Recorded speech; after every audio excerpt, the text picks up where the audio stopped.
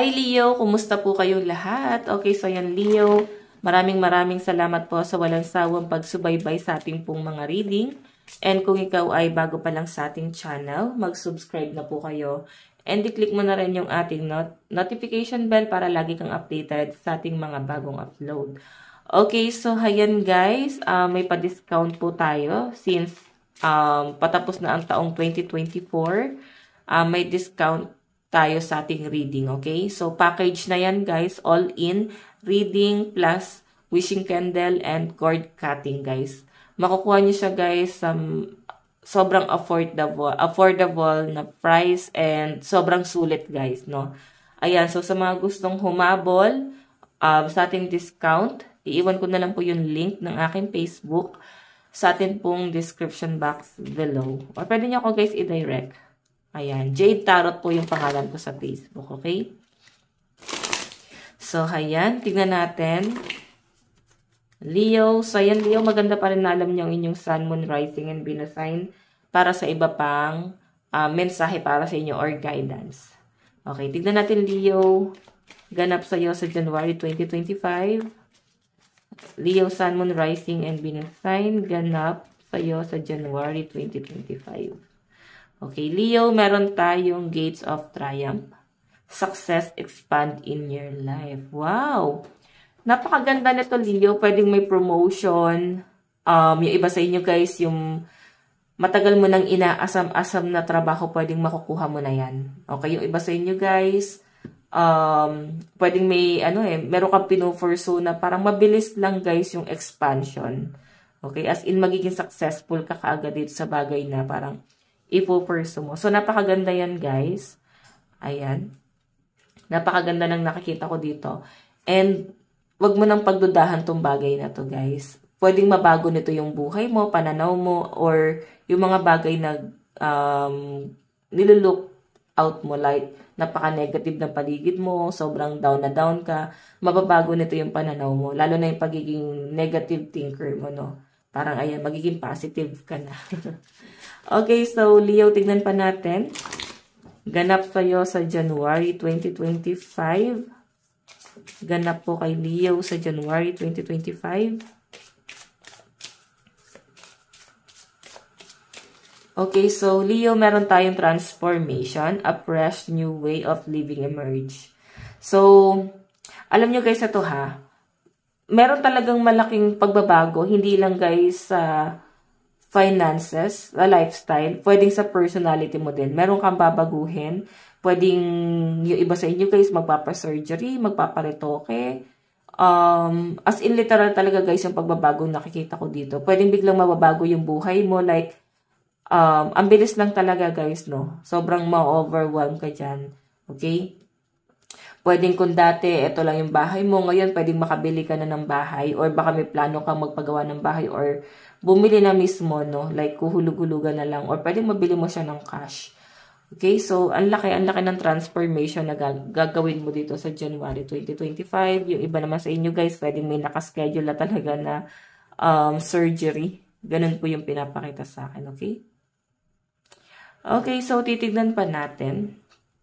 Kasi a fresh new way daw, guys, as in, para kang bagong tao. Pagpasok pa lang ng January 2025, ramdam na ramdam mo yan na para kang pinaliguan ng malamig na tubig. As in, ganun ka-fresh yung energy. Okay? So, tignan natin.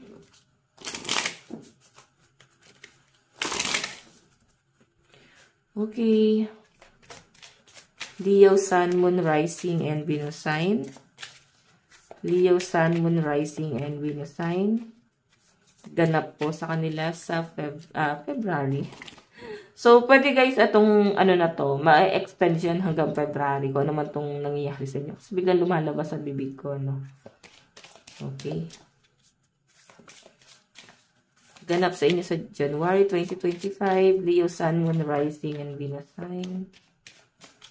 Okay, meron tayong protected by angels. You are cherished by the angels. Diba? Yung iba sa inyo guys, pwedeng lalakas ang inyong pakiramdam, ang inyong intuition, ang inyong, pwedeng mas magiging highly intuitive ka, no? So, ramdam na ramdam mo na pinoprotektahan ka ng mga gabay mo. Ayan, lahat tayo guys may gabay. Okay? I think yung iba sa inyo may mga repeating numbers na pinapakita sa inyo yung mga gabay nyo. So, I think meron sila guys mensahe para sa inyo. Okay? So, Leo, ang ganda nung nakikita ko dito kasi parang sa buong January 2025 as in po protektahan ka ng mga gabay mo, no? Na talagang ito yung tamang landas mo. Kumbaga, nandun ka sa right path mo, no? Hindi yung parang mag-aalangan ka pa na parang para ba sa akin to? So, parang pursue ka lang ng pursue. Ganun parang grab ka lang ng grab sa mga bagay na hindi mo naman alam kung kaya mong panindigan. So, napakalakas ng energy na nakikita ko sa mga Leo. Sobrang napaka-positive and napaka-independent ng energy. Okay, sige, tignan natin guys, ano ba tong Gates of Triumph? Success, expand in your life. So, ano bang possible na maging success nyo? Okay. So, meron tayong Four of Swords. Tignan mo, yung araw guys is, ano to achievement, success. Pwedeng meron ka talagang ma-achieve na goal. So, ramdam na ramdam mo Sobrang down na down yung energy mo. Yung iba sa inyo talagang na-trigger yung depression na parang gusto nyo lang guys is matulog ng matulog. Ganun parang gusto nyo lang guys pabilisin yung panahon. Pero kung makita nyo guys yung the sun, parang iniilawan, inaarawan ka na parang gumising ka na, may nag-aantay na magandang blessing or magandang mangyayari sa buhay mo. Kagaya nun guys, may araw pa rin doon. Okay? So, wag na kayo guys magpatumpik-tumpik pa dito sa bagay na to. Parang ganyan. Kailangan meron kang mga hakbang na gagawin. Okay? Tingnan natin. Meron tayong wow, Six of Pentacles. Napaka ano nyo guys, like, ang tawag dito, parang, wait, ano bang words yun? Ayun, napaka-galante. Okay? Galante daw kayo sa January. Ayun, para ka nagpapamigay ng blessing. Yung iba sa inyo, hindi talaga kayo madamot, no? Hindi kayo mahirap lapitan. So, ramdam na ramdam mo yung pagiging negative ng paligid mo na itong 2024. So, kabaligtaran naman siya guys sa pagpasok ng taong 2025. Okay? Especially sa January pa lang naman. So, yung January guys, grabe. Ayan. Dahil sobra-sobra yung blessing na nakukuha mo, parang isi-share mo yan sa ibang tao. Okay? Sobrang ano mo guys, parang napaka-grateful and like, hindi ka talaga magdadamot Okay?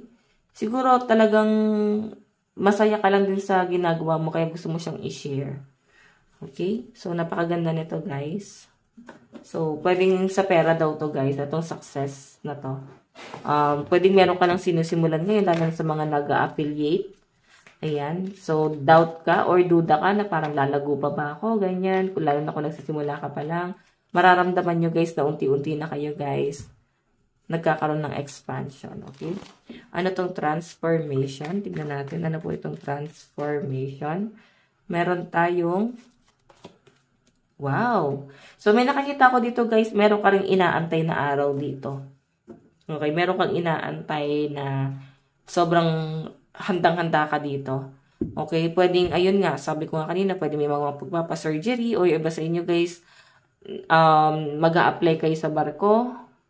Ayan, cargo ba yan or cruise ship? Okay, iba sa inyo guys, pwedeng travel abroad or pwedeng mag-out of town. Okay? Meron tayong strength. Ayan, ibig sabihin buong buo yung loob mo dito sa bagay na to. Wala nang makakapigil pa.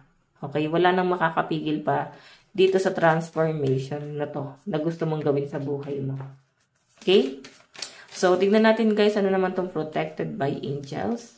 Saan ka ba pinoprotektahan ng mga gabay mo? Okay. Wow! Marriage. Okay, ibig sabihin, dinadala ka na ng mga gabay mo sa tamang landas, lalo na pagdating sa love life. Pwedeng, kung may love life ka ngayon, may nakikita kong wedding dito guys. Celebration. Meron kayo celebrate ng person mo. Pwedeng, pwede magpo-propose, may proposal, or pwede naman guys na may kasana na talaga. Yung iba naman dito guys na single, pwedeng makikilala mo na si person, no? Si the one sa January 2025. Okay? O, diba? Napakaganda nito guys. Napakabilis lang ng pangyayari, no? Ang dami mong achievement talaga sa January pa lang, no? January 2025. And especially sa love life talaga, guys. Napakaganda ng pinapakita sa akin dito. Mas mamahalin, mas poprotektahan ka ng person mo. At nakikita ko dito, guys, yung parang obsession na parang si person mo, buong-buo na yung loob niya na gusto kanya talagang i-pursue. Ayan, no? Achievement. Okay, achievement, successful endings, possibilities, and completion. So, gusto ko na niyang makasama. Ayan, grow old with you. Parang ganun yung atake. Gusto ko na niyang makasama, guys, hanggang sa pagtanda talaga. Itong taong to, okay? Yung iba naman sa inyo, guys, kung matagal na kayong kasal, so mararamdaman nyo, guys, yung sobrang pagmamahal sa inyo ng person mo. Mararamdaman mo yung mas lalo siyang na-attract sa inyo, but parang may pagbabago nangyayari sa kanya. Ganun po yung nakikita ko dyan. So, si angel mo, yung mga gabay mo, pinoprotektahan ka niyan sa mga tukso na pwedeng mamali ka ng landas or pwedeng pinoprotektahan din ito yung person mo na wag nang magkamali. Parang ganun. Okay, tignan natin, guys, ang inyong advice sa January 2025. Meron po tayong Sandress, do it for you. Diba? Yung iba sa inyo, guys, be proud, no? Wag mo nang tignan na yung imperfection mo is parang parang mas nakakababa sa inyo. So, sinasabi lang dito, guys, maging proud ka sa kung anong meron ka. Kasi unique ka. Okay? So, ayan. Parang mas lalo mong mamahalin yung sarili mo eh. Parang as in, tanggap na tanggap mo kung ano man yung imperfection mo. Parang dati, ayaw mo niyan. So, ngayon parang mas ramdam na ramdam mo na parang natural lang to. So, bakit ko siya itatanggi? Parang ganon. Okay, so Leo, ito lang po ang inyong reading. Maraming salamat. God bless and love you all. Bye-bye!